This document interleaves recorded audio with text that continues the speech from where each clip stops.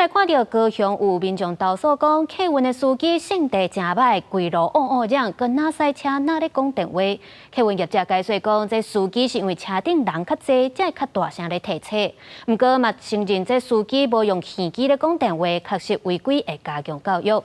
业者嘛，搁再呼吁政府，得爱开放互交外省来做司机，解决客运业欠工的问题。 到站了后，司机用坏提醒先落车才上车。有民众伫网络发文，高雄黄义路线客运的司机伫车顶一直划来划去，感觉性地无介好。开车的时阵，搁直接讲电话。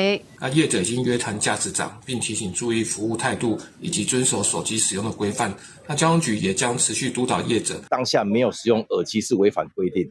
那驾驶当下是接获调度的来电询问说，因为我们车是电动车，驾驶调度要关心说，车上的电量是否可以足够完成这一趟勤务。业者坦白接电话无用耳仔机，确实违规，嘛表示迄时阵拄啊好是下班放学的时阵，坐车的人较济，惊后壁的人听袂到，司机才大声提醒，会加强教育，要求司机用电子设备，还是麦克广播。 乘客投诉一定都会有啦，有时候因为要注意这个乘客这个上下车，可能眼神可能有对到之后，他认为说我好像在做这个，好像在瞪他的感觉。客运司机开车的时阵，唔但爱注意路况，佮爱分心注意乘客的状况，佮爱要工课，互客运真歹找人。虽然劳动部捌预告开放叫外省来做客运驾驶顶头路，但因为预告期间外界意见不一，决定暂缓。